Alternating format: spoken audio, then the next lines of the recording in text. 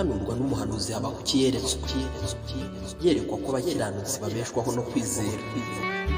Ubushize twarebeye hamwe igice cya mbere, reka noneho turebe igice cya kabiri. Nzahagarara hejuru y'umunara aho ndindira, kandi nzarangaguza ndeba hari numve icyo ambwira, nuko nzasubiza ku bw'icyo namuganyiye.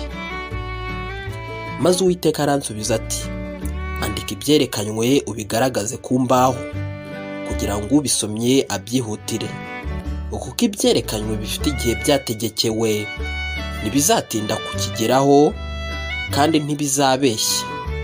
Naho byatinda ubitegereze, kuko kuza ko bizaza ntibizahera. Dore umutima we wishyize hejuru ntumutunganyemo, ariko umukiranutsi azabeshwaho no kwizera. Ni ukuri na vino iramuriganya, ni umuntu ugamika kandi urarikira ntaregamiwe. Agwa izira ari nk'iry'ikuzimu, kandi ameze nk'urupfu ntagira ubwo ahaga. Ahubwo yikoranyirizaho amahanga yose, akiyegereza amoko yose. Abo bose ntibazamuciraho umugani wo kumushinyagurira. Bazavuga bati, azagusha ishyano ugwiza ibitari ibye. Azageza ryari? Uwigerekaho kwishingira azagusha ishyano. Mbese abazaguhora ntibazagutera bagutunguye, n'abazagukura umutima ntibazakubyukana ngo bakugire umunyago wabo. Ubwo wanyaze amahanga menshi, amoko yose yasigaye nawe azakunyaga, aguhora amaraso y'abantu n'urugomo mu gihugu cyagiriwe, n'umurwa n'abawutuye bose. Azagusha ishyano ushakira inzu y'inyungu, kugira ngo yiyarikire icyari cye hejuru, ngo abone uko akira ukuboko k'umubi. Inzu yawe wayiteje ibikoze isoni, kuko warimbuye amoko menshi, ugacumurira ubugingo bwawe. Kuko ibuye rizatakira ku nkike, kandi isoko yo ku gisenge cy'inzu izarisubiza. Azagusha ishyano wubakisha umudugudu kuwuvusha amaraso. Uwiteka Nyiringabo si we utuma abantu bakorera ibizatwikwa n'umuriro, n'amahanga akiruhiriza ubusa? Kuko isi izatwikwa no kumenya ubwiza bw'Uwiteka, nk'uko inyanja y'amazi isendera.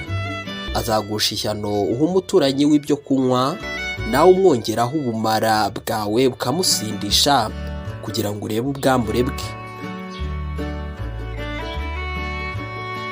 Wuzuweho no gukorwa n'isoni mu kigo cy'icyubahiro, nawe unywe umere nk'utakebwe.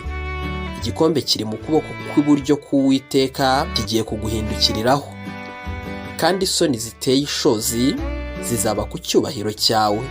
Kuko urugomero i Lebanoni hagiriwe, no kurimbuka kw'inyamaswa kwabateye ubwoba. Kuko urugomero i Lebanoni hagiriwe, no kurimbuka kw'inyamaswa kwabateye ubwoba, bizakugeraho ku bw'amaraso y'abantu n'urugomo igihugu cyagiriwe, ndetse n'umurwa n'abawutuyemo bose.